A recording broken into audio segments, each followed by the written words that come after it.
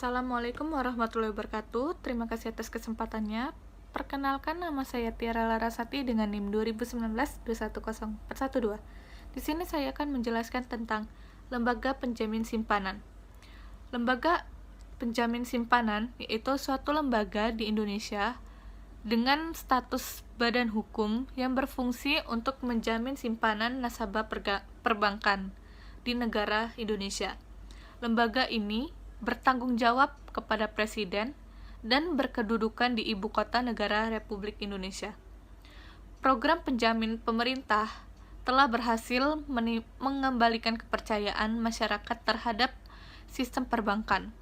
Namun, kebijakan tersebut meningkatkan beban anggaran negara dan berpotensi menimbulkan moral hazard oleh pihak pengelola bank dan nasabah bank. Dalam rangka mengurangi dampak negatif dari program tersebut, pemerintah telah mendirikan lembaga penjamin simpanan. Landasan hukum LPS atau Lembaga Penjamin Simpanan yaitu sesuai dengan Undang-Undang Nomor 24 Tahun 2004 tentang Lembaga Penjamin Simpanan atau LPS pada tanggal 22 September 2004 dan mulai berlaku tanggal 22 September 2005. LPS memiliki dua fungsi, yaitu menjamin simpanan nasabah dan melakukan penyelesaian atau penetapan bank yang tidak berhasil disehatkan atau bank gagal. Terima kasih atas kesempatannya. Perkenalkan, nama saya Don Patricia, NIM saya 2019-21047. Baik, di sini saya akan menjelaskan slide pertama saya, yaitu adalah latar belakang dari lembaga penjamin simpanan, yaitu adalah krisis moneter yang menghantam Indonesia pada pertengahan tahun 1997 membawa imbas serius terhadap kondisi sektor finansial, terutama dunia perbankan. Kondisi pelik ini harus berlanjut sampai akhir tahun 1998 dengan adanya 16 bank terpaksa harus ditutup oleh pemerintah tersebut. Pada tahun 1998 ini, pemerintah mengeluarkan kebijakan untuk memberikan jaminan atas seluruh kewajiban pembayaran bank untuk blanket guarante. Dan kepercayaan masyarakat ini terhadap sektor perbankan ini bisa pulih, tetapi bila dipandang dari aspek budgeting negara, tentu tidak terbatasnya ruang lingkup penjaminan telah membebani anggaran negara tersebut. Dan model blanket guarante ini bisa memicu timbulnya moral hazard baik dari pengelola bank maupun dari masyarakat sendiri, dan kurang mendorong terciptanya disiplin pasar atau market disiplin. Ini adalah latar belakang dari sebuah pengalaman. Pengalaman ini adalah guru yang terbaik untuk bangsa kita. Kita belajar dari pengalaman pahit krisis moneter yang berimbas pada rontoknya sejumlah bank. Maka dari itu, kita buatlah sistem jaring pengaman keuangan secara komprehensif. Dan ada amanat pembentukan lembaga penjamin simpanan yang telah kita dapatkan dari sebuah dasar hukum yang kuat, yaitu pada pasal 37B Undang-Undang Nomor 10 Tahun 1998 yang berbunyi tentang perbankan, dan kita menyatakan bahwa setiap bank wajib menjamin dana masyarakat yang disimpan pada bank yang bersangkutan. Sekian presentasi dari saya, selanjutnya akan dilanjutkan oleh teman saya. Terima kasih atas kesempatannya. Perkenalkan, saya Fadela Okumasi dengan NIM 2019-210426. Di sini saya akan menjelaskan tentang permodalan dan kekayaan. Dalam pasal 81 Undang-Undang Nomor 24 Tahun 2004 tentang LPS diatur bahwa modal awal LPS merupakan kekayaan negara yang dipisahkan dan ditempatkan sekurang-kurangnya 4 triliun dan sebesar-besarnya 8 triliun. Namun dengan adanya pertimbangan terhadap kemampuan LPS dan setelah berkonsultasi dengan DPR, modal awal LPS ditetapkan sebesar 4 miliar. Modal awal LPS ditetapkan sebesar 4 triliun rupiah. Modal awal tersebut terbentuk tunai dan merupakan kekayaan negara yang dipisahkan. Kemudian kekayaan LPS. Kekayaan LPS merupakan aset negara yang dipisahkan. Kekayaan LPS berbentuk investasi dan bukan investasi. Investasi hanya dapat ditempatkan pada surat berharga yang diterbitkan pemerintah dan atau Bank Indonesia. LPS tidak dapat menempatkan investasi pada bank atau pers lainnya, kecuali dalam bentuk penyertaan serta dalam rangka penyelamatan atau penanganan bank gagal. LPS dapat menempatkan kekayaan bukan investasi dalam melaksanakan kegiatan operasionalnya. Terima kasih atas kesempatannya. Perkenalkan, saya Valda Elakumasi dengan NIM 2019-210426. Di sini saya akan menjelaskan tentang permodalan dan kekayaan. Dalam pasal 81 Undang-Undang Nomor 24 Tahun 2004 tentang LPS diatur bahwa modal awal LPS merupakan kekayaan negara yang dipisahkan dan ditempatkan sekurang-kurangnya 4 triliun dan sebesar-besarnya 8 triliun. Namun dengan adanya pertimbangan terhadap kemampuan LPS dan setelah berkonsultasi dengan DPR, modal awal LPS ditetapkan sebesar 4 miliar. Modal awal LPS ditetapkan sebesar 4 triliun rupiah. Modal awal tersebut terbentuk tunai dan merupakan kekayaan negara yang dipisahkan. Kemudian kekayaan LPS. Kekayaan LPS merupakan aset negara yang dipisahkan. Kekayaan LPS berbentuk investasi dan bukan investasi. Investasi hanya dapat ditempatkan pada surat berharga yang diterbitkan pemerintah dan atau Bank Indonesia. LPS tidak dapat menempatkan investasi pada bank atau pers lainnya, kecuali dalam bentuk penyertaan serta dalam rangka penyelamatan atau penanganan bank gagal. LPS dapat menempatkan kekayaan bukan investasi dalam melaksanakan kegiatan operasionalnya. Terima kasih atas kesempatannya. Perkenalkan, nama saya Vanessa Sukma Maharani dengan NIM 2019-210437. Di sini saya akan menjelaskan tentang fungsi dan tugas LPS. Fungsi LPS yang pertama yaitu menjamin simpanan nasabah penyimpan. Dan yang kedua, turut aktif dalam memelihara stabilitas sistem perbankan sesuai kewenangannya. Yang selanjutnya yaitu tugas LPS.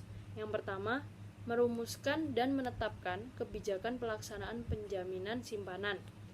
2. Melaksanakan penjaminan simpanan. 3. Merumuskan dan menetapkan kebijakan dalam rangka turut aktif memelihara stabilitas sistem perbankan. 4.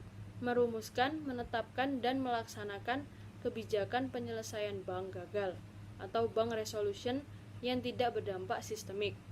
Yang kelima, melaksanakan penanganan bank gagal yang berdampak sistemik. Wewenang LPS yang pertama yaitu menetapkan dan memungut premi penjaminan. 2. Menetapkan dan memungut kontribusi pada saat bank pertama kali menjadi peserta. 3. Melakukan pengelolaan kekayaan dan kewajiban LPS. 4. Mendapatkan data simpanan nasabah, data kesehatan bank, laporan keuangan bank, dan laporan hasil pemeriksaan bank sepanjang tidak melanggar kerahasiaan bank. 5. Melakukan rekonsiliasi, verifikasi, dan atau konfirmasi atas data tersebut pada angka nomor 4. 6. Menetapkan syarat, tata cara, dan ketentuan pembayaran klaim. 7. Menunjuk, menguasakan, dan atau menugaskan pihak lain untuk bertindak bagi kepentingan dan atau atas nama LPS guna melaksanakan sebagian tugas tertentu. 8. Melakukan penyuluhan kepada bank dan masyarakat tentang penjaminan simpanan. 9. Menjatuhkan sanksi administratif. Kepesertaan. 1. Setiap bank yang melakukan kegiatan usaha di wilayah negara Republik Indonesia wajib menjadi peserta penjaminan. 2. Bank peserta penjaminan meliputi seluruh bank umum dan bank perkreditan rakyat, baik bank konvensional maupun bank berdasarkan prinsip syariah.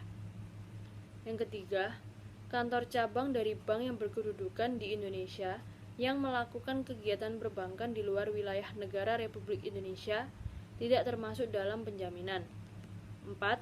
Wajib menyerahkan dokumen salinan AD, akte pendirian, perizinan bank, dan kesehatan bank. 5. Surat penyertaan direksi, komisaris, dan pemegang saham bank. 6. Membayar kontribusi kepesertaan sebesar 0,1% dari modal sendiri bank pada akhir tahun fiskal sebelumnya atau dari modal disetor bagi bank baru. 7. Membayar premi penjaminan. 8. Menyampaikan laporan berkala sesuai format yang ditentukan. 9. Memberikan data, informasi, dan dokumen yang dibutuhkan dalam rangka penjaminan. Yang terakhir, menetapkan bukti kepesertaan atau salinannya di dalam kantor bank atau tempat lainnya sehingga dapat diketahui dengan mudah oleh masyarakat. Selanjutnya akan dilanjutkan oleh rekan saya. Terima kasih atas kesempatannya. Perkenalkan nama saya Deli Fitrisya, NIM 2019-20417. Baik, di sini saya akan menjelaskan jenis dan jumlah simpanan yang dijamin. Jenis simpanan yang dijamin yaitu ada tabungan, giro, deposito, dan bentuk lain yang dipersamakan dengan itu juga. Dan simpanan yang dijaminkan ini yaitu LPS menjamin dana simpanan paling tinggi adalah 2 miliar rupiah per nasabah dan perbankan akan sejak tanggal 13 Oktober 2008. LPS ini hanya akan menjamin pembayaran simpanan nasabah tersebut sampai jumlah 2 miliar. Jika di atas itu, maka akan diselesaikan oleh tim likuidasi berdasarkan hasil likuidasi kekayaan bank. LPS juga dapat mengklaim pinjaman kepada nasabah yaitu dengan cara sebagai berikut. Yang pertama, LPS wajib menentukan simpanan nasabah yang layak dibayar. Setelah melakukan rekonsiliasi dan verifikasi atas data simpanan nasabah bank yang kemudian dicabut izin usahanya dalam 90 hari kerja sejak izin tersebut dicabut. Yang kedua, LPS ini akan mulai membayar simpanan yang layak dibayar selambat-lambatnya ada 5 hari kerja terhitung sejak verifikasi dimulai. Yaitu yang ketiga, yaitu ada jangka waktu pengajuan klaim penjaminan adalah 5 tahun sejak izin usaha itu dicabut. Nilai simpanan dijamin LPS ini dapat berubah ketika yang pertama adalah terjadinya penarikan dana yaitu dalam jumlah besar-besaran. Yang kedua adalah terjadinya inflasi yang cukup besar dalam beberapa tahun, yaitu ada jumlah nasabah yang dijamin seluruh simpanannya menjadi kurang dari 90% dari jumlah nasabah penyimpanan seluruh kantor bank. Dan ada pinjaman, yaitu adalah besarnya premi atau peminjaman yaitu adalah sama untuk setiap bank, yaitu sebesar 0,1% atau 1/1000 dari rata saldo bulanan total simpanan dalam setiap periode. Premi peminjaman ini tersebut dibayarkan di muka 2 kali dalam setahun, yaitu dalam periode 1 Januari sampai 30 Juli dibayarkan paling lambat tanggal 31 Januari dan periode 1 Juli sampai 31 Desember dibayarkan paling lambat 31 Juli. Besarnya premi penjaminan tersebut dapat diubah apabila dipenuhi sekurang-kurangnya 1 kriteria berikut. Yang pertama, terjadinya perubahan nilai simpanan dijamin untuk setiap nasabah pada setiap bank. Yang kedua adalah akumulasi cadangan penjaminan telah melampaui tingkat sasaran sebesar 2,5% dari total simpanan di setiap bank. Yang ketiga ini adalah terjadinya perubahan tingkat risiko kegagalan pada industri perbankan. Dan ada penanganan bank gagal, yaitu adalah proses penyelesaian dan penanganan bank gagal diawali dari adanya pemberitahuan dari LPP mengenai bank permasalahan yang sedang dalam upaya penyelesaian. Selanjutnya ada LPS menempuh 2 cara, yaitu pertama penyelesaian bank gagal yang tidak berdampak sistematik dilakukan dengan penyelamatan atau tidak melakukan penyelamatan terhadap bank gagal yang dimaksudkan. Dan yang kedua ini ada penyelesaian bank gagal yang berdampak sistematik dilakukan dengan penyelamatan dan mengikutsertakan pemegang saham lama atau tanpa mengikuti sertakan pemegang saham lama. Dan ada hubungan dengan lembaga lain. Yang pertama adalah kerjasama dalam negeri. LPS menjalin bekerjasama dengan lembaga-lembaga lain di dalam negeri baik pemerintah maupun swasta dalam rangka peningkatan efektivitas pelaksanaan fungsi dan tugasnya. Kerjasama dilakukan dalam berbagai bidang, yakni penegakan hukum, pengelolaan aset bank yang dilikuidasi, dan penjaminan syariah, sosialisasi dan edukasi. Ada bantuan tenaga dan pengembangan kompetensi pegawai. Bentuk kerjasama dilakukan melalui pendatangan MOU maupun implementasi atas MOU yang sudah ada. Yang kedua adalah internasional, yaitu perekonomian global yang semakin tanpa batas mempengaruhi industri perbankan di setiap negara sehingga dimungkinkan suatu tindakan penanganan bank di suatu negara akan berpengaruh kepada industri perbankan di negara lain.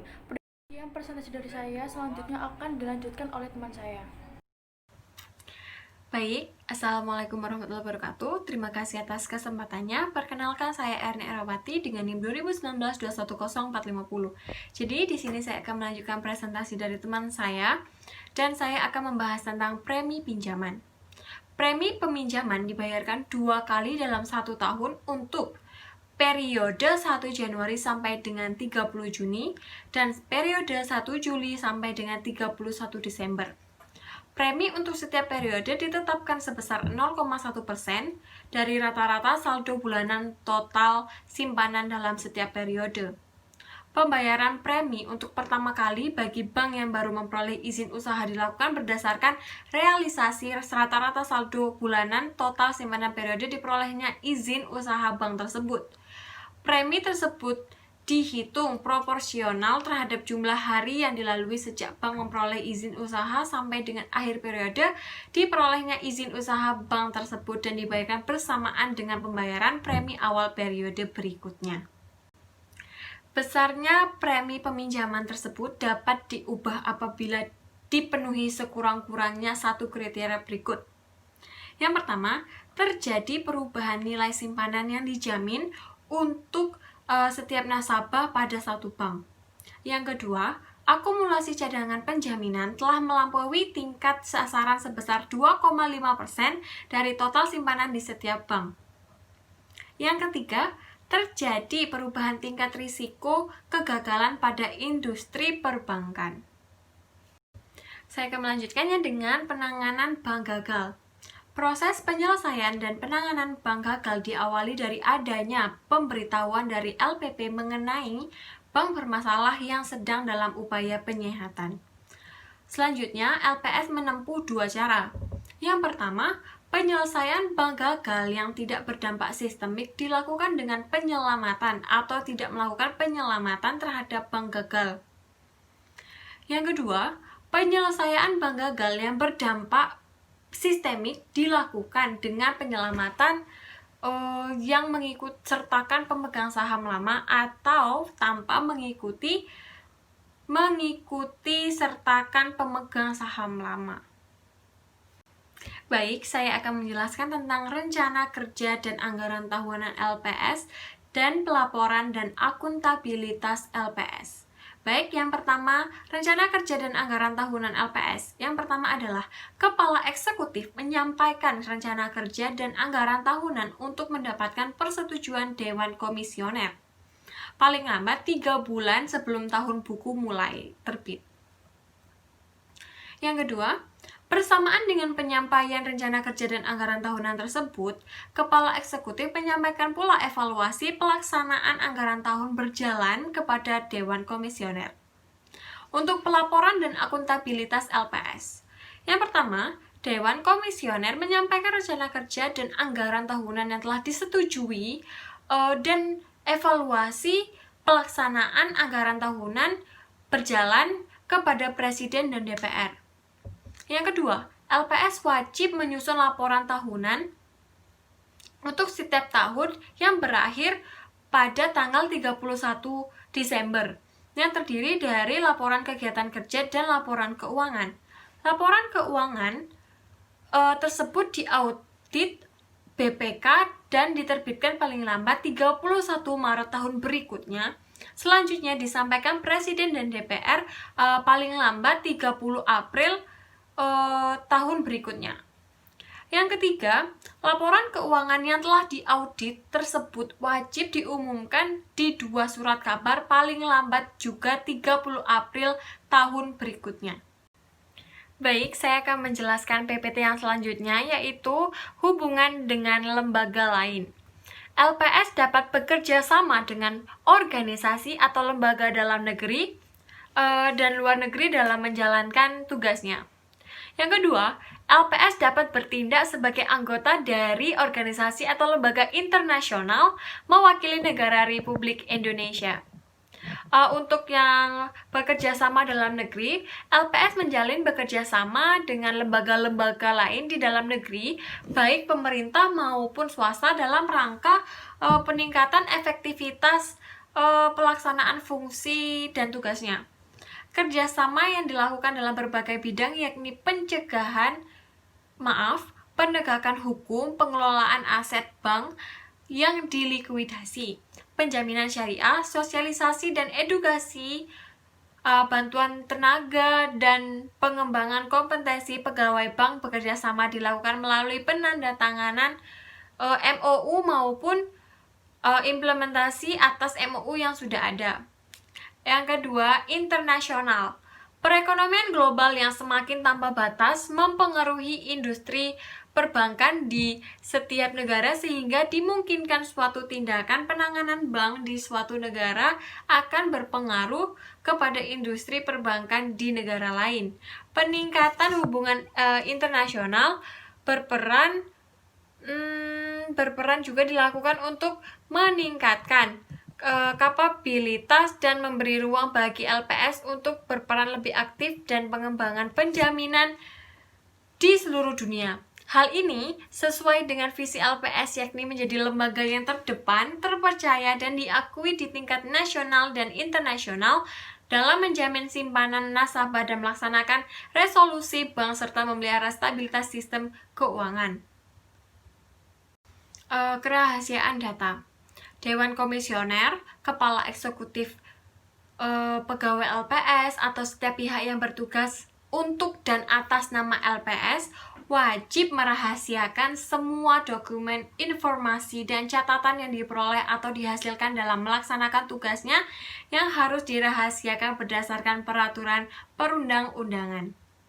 Terima kasih, sekian presentasi dari kelompok kami. Wassalamualaikum warahmatullahi wabarakatuh.